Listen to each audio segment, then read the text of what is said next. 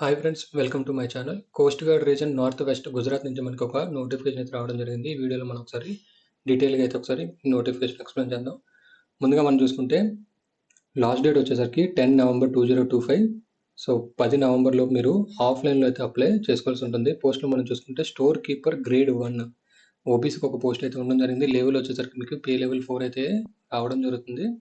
So qualification మనం చూసుకుంటే 12th intermediate pass అయ్యి దాంతోపాటు 2 సంవత్సరాల ఎక్స్పీరియన్స్ ఉంటే మనకి ఈ పోస్ట్కి అయితే అప్లై మీరు చేసుకోవచ్చు. లేదంటే ఎవరైతే బ్యాచిలర్ డిగ్రీ చేశారో వారికి 1 ఇయర్ ఎక్స్పీరియన్స్ ఉంటే మీరు ఈ పోస్ట్కి అయితే అప్లై చేసుకోవచ్చు. ఏజ్ లిమిట్ మనం చూసుకుంటే 18 to 25 ఇయర్స్.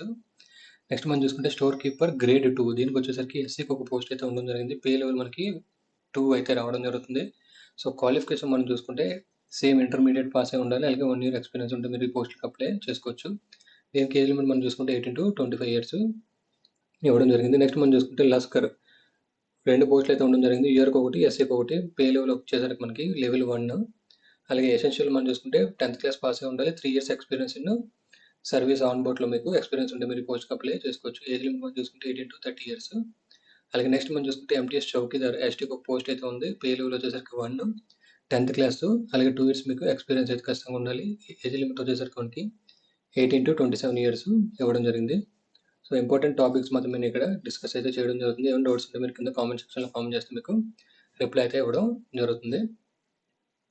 అలాగే లాస్ట్ డేట్ వచ్చేసరికి మనకి 10 నవంబర్ వచ్చేసరికి last date.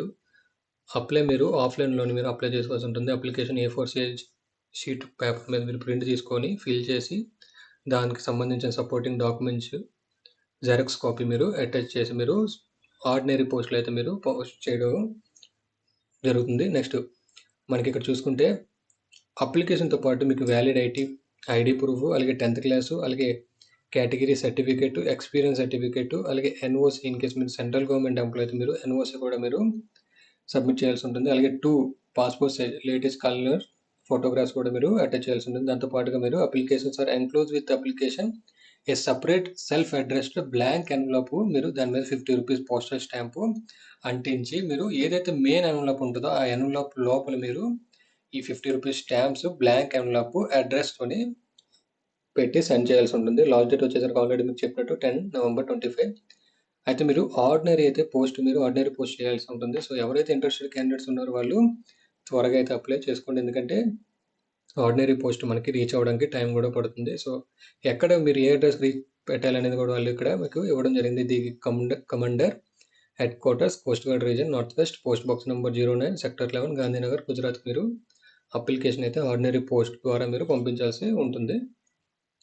So mode of selection కూడా వాళ్ళు ఇక్కడ ప్రొవైడ్ చేయడం జరిగింది. ఫస్ట్ మీకు స్క్రూటినిటీ అయితే ఉండడం జరుగుతుంది. స్క్రూటినిటీ తర్వాత డాక్యుమెంట్ వెరిఫికేషన్ ఉంటుంది. డాక్యుమెంట్ వెరిఫికేషన్ తర్వాత మీకు రిటర్న్ ఎగ్జామ్ అయితే కండక్ట్ చేయడం జరుగుతుంది.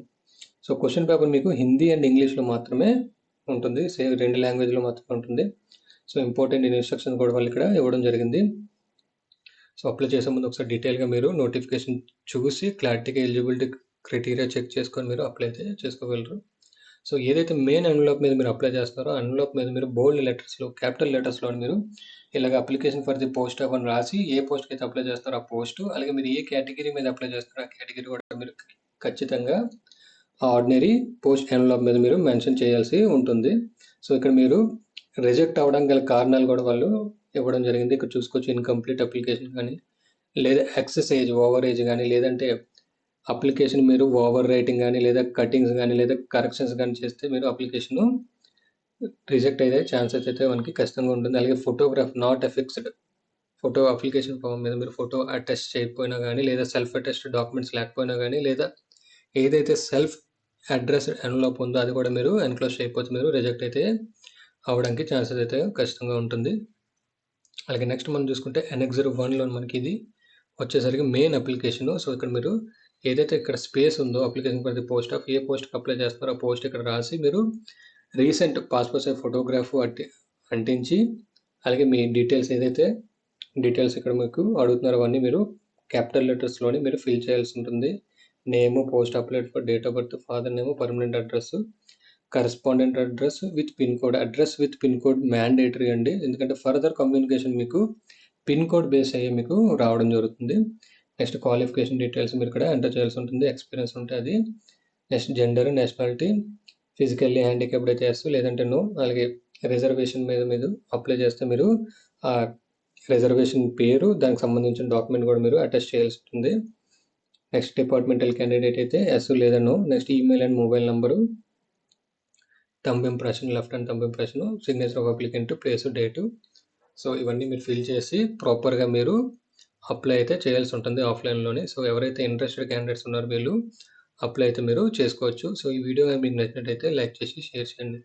నా ఛానల్ ఎవరైనా సబ్స్క్రైబ్ చేసుకోకపోతే సబ్స్క్రైబ్ చేసుకోండి.